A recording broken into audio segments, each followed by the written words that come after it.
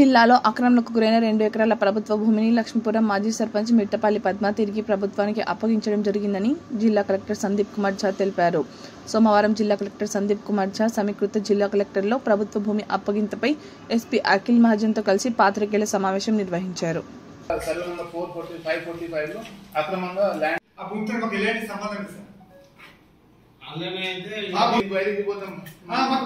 ఎలాంటి సంబంధం లేదా వేరే కమిషన్ సార్ అది ఒక మీద మేము లేము మా పేరు మీద 5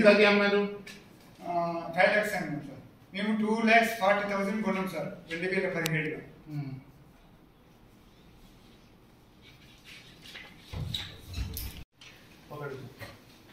ఇది పట్టుకోండి.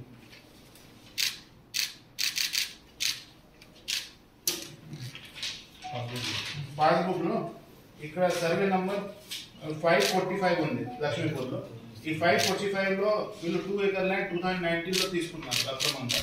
ఈరోజు వచ్చి మంచితనంతో సరెండర్ చేస్తున్నారు. సో ఇదే విధంగా ఎవరైనా ఇలాంటి అక్రమానికి పాల్పడి ఉంటే దయచేసి అది కూడా సరెండర్ చేస్తే ఈ ల్యాండ్ గవర్నమెంట్కి దగ్గర వస్తుంది. అండ్ పేదవాళ్ళకి అది పంపిణీ చేసి వారు ఇంద్రమ్మ ఇల్లు ఏదో గవర్నమెంట్ పనికి ఉపయోగంలో వస్తారు. ఇవి చాలా మంచితనంతో అది ఇచ్చారు. దాని కూడా థ్యాంక్ యూ అండి. Thank you madam.